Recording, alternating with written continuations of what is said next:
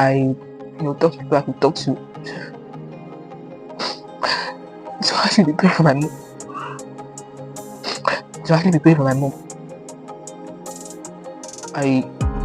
I was calling them and telling them to pray for her. I don't want to lose her because she's only got at that moment. How would I cope? Me being the first born and all. So on Sunday morning, our younger sister came because they were Muslim. She bought some stuff, started praying for her and all. Not too long, she started reacting somehow. I started calling her, she come and check on me. I was there with her. So today actually marked 5 years. I lost my mom, which is the day I finally became an orphan. Today, I can't say I'm actually speechless because each time I remember this day, it's one of the memory I can never forget. Yeah, in my previous video I made mention of my mom falling sick even before my dad, how she survived and all. Even when my dad died, my mom was sick at that moment. Not that sick, like she was not like 100% healthy, but she was able to like get care and she was at least okay. She didn't fall sick not until the video I posted yesterday about how she survived stroke, and after then she was okay and all. So fast forward to 2019 when I gained admission, when I wanted to go to school. Then it was around April. That's when she started falling sick, started complaining of stomach pain, and so months down the line she even went to the hospital. In this scan they said they couldn't find anything, that they did not know what is wrong with her. That's how my mom endured the pain. So they gave her drugs to at least for the drugs didn't cure it. Yes, the drug didn't actually cure it. So during she died during Corona, but before then, around late 2019, then she has to, because when I started getting worse and all, she has to move down to my grandma's place to go and live there. Me, I wasn't there anymore. Then I was living I left aside 2016 because probably I'll be sharing in my other video how I went to work as a maid. Yeah, I've worked as a maid before, and I'm sure this will actually kind of be a story. At least I'm telling the story now, and I will surely tell more of the story in the future. So she left there and started living with my grandma. That is 2019. It was early that we were even kind of praying for her and all, for her to get better. Not until that day, she died on Sunday. Yeah, it was on Sunday. Wednesday of that Sunday, because it was during Corona then, so they already told us to. I think my school had a strike. Yes, we were on strike then, so we even came home before the Corona itself, because we were at home. The issue of the strike when Corona actually met us. Was it a strike? I think we were sent home due to cancer fever that was spreading in school or something, or they killed some people. I can't really remember very well. So I was at my guidance place. That's the house where I worked as a maid. Yeah, because they actually took me as their daughter and I started living there. So that's where I do go to anytime I'm on holiday. So I was there. I was just called Wednesday. No, I was called on Tuesday night that my mom collapsed. I think she was even sitting on. At that moment, my mom has already lean, like very very lean. Because I remember when I went there for Christmas, that was 2019 Christmas, and we had time to talk and all that. She was not telling me some stuff. Then I didn't know that her days are actually numbered. So that was how she. So I went there that day. No, I was able to go there that Tuesday because it was Tuesday night. So I rushed down to my hometown on Wednesday. What happened? My mom was already lying on bed. We were running a task at her, doing her local stuff. My grandma too was there. My grandma was even crying and all. So when I got there, my mom couldn't talk again. She couldn't walk again. That I was even the one feeding her. I was even the one like feeding her. She only lie down on the bed. She couldn't even sit down on her back. I remember then I was, I think that the result of this still thinking of it. So I remember then I was trying to tell her that she should please just stay for us.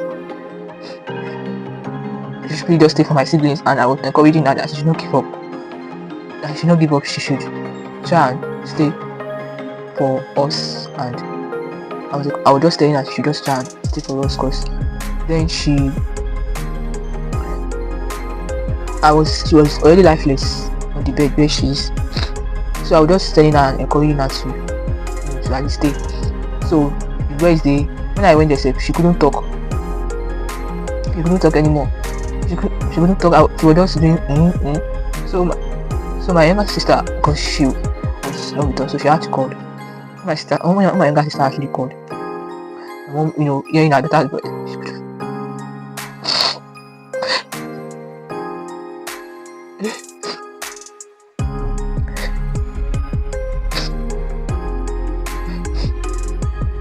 she couldn't talk to her, but she was responding. She was actually responding to her. She was responding to her. So I was beside her trying to tell her to not to like give up at that moment, because I was in 20 level. So she now Wednesday she was still okay. She was Thursday, Friday. On Saturday she started getting worse, that she's not even accepting food anymore. She wasn't accepting food anymore. I was just praying. I talked to people I could talk to actually be praying for my mom.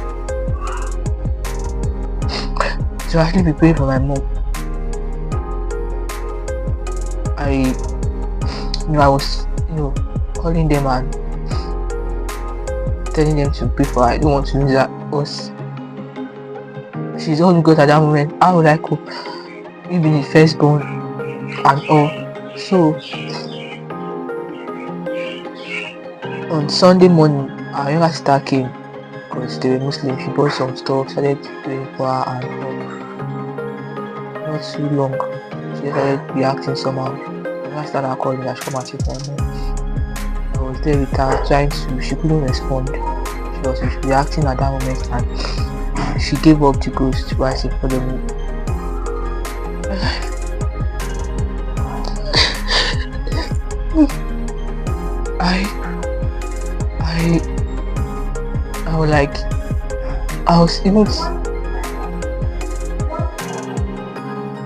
I was so helpless at that moment. I didn't know what to do. I didn't know how to react, because she's dead right in front of me. What to do?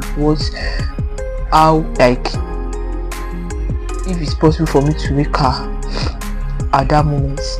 So at that moment, I didn't even know what to do. My grandma to the same house, though it was separate to we're actually in me and my aunt were actually in the room. So when we did not say anything, she was trying to call us and we were just quiet. She already knew what was going on. She just went inside and started crying. So that's my brother too came and saw her, and my brother just crying. And this is how if she will not, this is how you be an orphan. So like that, it was me that I was like, where should I start from? Am I going to drop out of school? What should I do at that moment? So though she was already living then, and all her siblings are Muslim. It's only my mother is Muslim. Though my grandpa is a Muslim, though my grandma is a Christian. My grandpa wasn't a Muslim when my grandma married him. Actually, he converted to Muslim, I think after I gave birth to his fourth child or something. So that dad was Muslim, to cut it short. So they are looking forward to burying daddy. So I called my dad's family, and we didn't even have money to even get a coffin for her, stuff like that. So it was my uncle that said to me that we and few other people, they sent the money, and my few families also sent money, so able to get even the coffin set. It was an emergency, because of an emergency coffin. So that's how some people actually bit her. When it was now time to like dig where we're supposed to bury her, there's this kind of tradition which I don't understand in my family, like in our own town. I think they were requesting for alcohol or something. They didn't want to dug where the grave where my mom was supposed to be buried. So the fact that I went to secondary school then, so I had to call one of my friend then. So it was him that came over. So when the issue was now up, so he was there when the issue happened because everybody heard and people were coming over. So I had to like beg him. So it was the one that now went to talk to three of his friends that came and dug where my mom was buried there. So it was when they now came that probably those people are feeling guilty. They now came to help out because I didn't know what would have happened if I didn't have that friend there. Even my mom, younger, my auntie, they were always very grateful for Inda, if not for Inda, just because women cannot, there's nothing they can do. The only part they can do is to bathe the dead body, which they already did. So that was how. So my younger sister, we already called her to them. That she already started coming, but she couldn't meet up. She was able to come the second day, but we need to bury her that day. So we bury her that day. Even that day, I could remember because I had ulcer, which I do have a particular reaction if I don't eat on time. I couldn't eat throughout that day. So when they buried her in the evening towards 8 o'clock, then I was already. So when I was told to, because I was weak, so when I was told to come and pour sand on her grave, and I was carrying the sand, my body was shaking. I wanted to collapse there. That they had to like rush to me and even pour water on my head at that moment and carry me over to my grandma's side. So now that we came down and my younger sister now came second day. So when family now came for different meeting, blah blah blah. Me, I'm already in school. My younger sister is actually working, though not that she actually is a public school when she started working. So I think she already started her part-time too then. So to everybody take my younger brother for my grandma, which we didn't support because I know what my younger sister go through when she went to live with him. My younger sister didn't even finish her secondary school. She had to drop out when they couldn't sponsor anymore. So we didn't allow my uncle to take my younger brother. Yeah, though it was not the one that sent money. That I don't know that he actually sent money for the burial. So my uncle there, and now he's even like a step brother to my dad. They are same father but not same mother. So because of what my sister actually passed through there, so we didn't allow him to take my younger brother. So I had to stay back for some weeks to at least comfort my grandma in peace and to like at least play with her in peace before I could go back to my guardian's place. Each time I even think about that last memory of her, that last breath that she actually took, it just got chills down my body. Even thinking about this today, it got chills down my body that I don't know if I can explain it, but it's something that got a, I don't know, I'm just short of words because I'm remembering that moment right now when she was about to giving up the ghost and when she began giving up the ghost. So it's just something that I can never forget. It's a memory that I can never forget in my entire life. I can never forget about it. So it was then too I was like you actually drop out. What's next for me? What's next for my brother, my sister?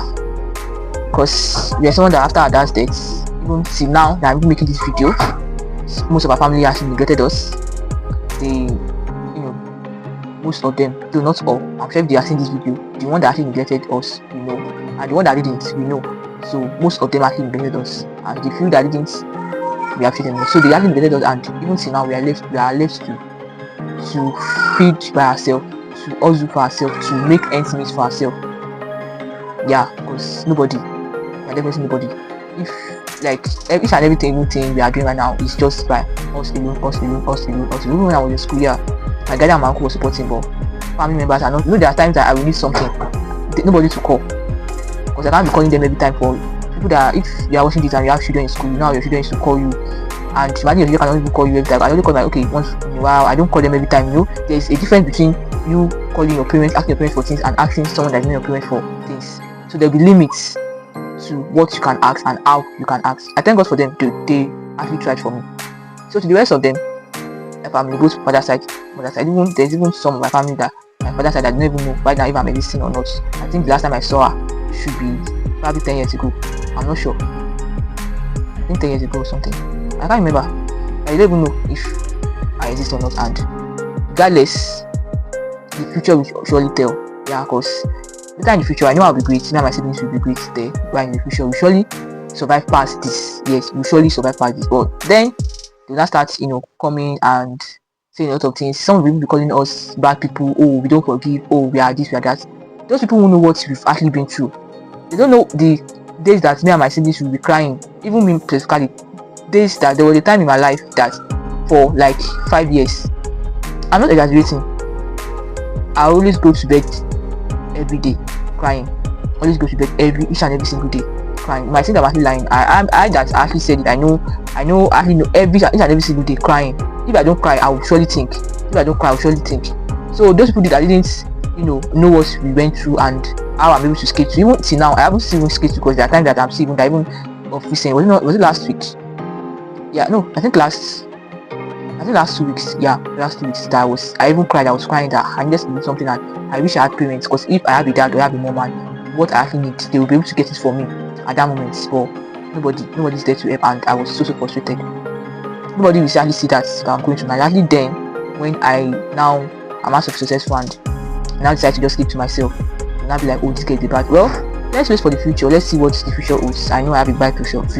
Me and my siblings, we have a bright future. So let's see what the future holds for us and let's see how it turns out. So thanks so much for watching. I really appreciate you staying to this moment to watch this. I really appreciate a lot. It really means a lot to me. If you are new here, please kindly subscribe to my channel. And if you are a returning viewer, do well to like this. And if you are a returning viewer, I really appreciate it a lot. Like a lot. Like, I love you so much for always coming to watch my video each time I post my video. You actually hold a special place in my heart. Don't forget to also like this video and also comment. That is the little way you can actually help me. I'm not asking for money from you, but this is actually the little way you can actually help me.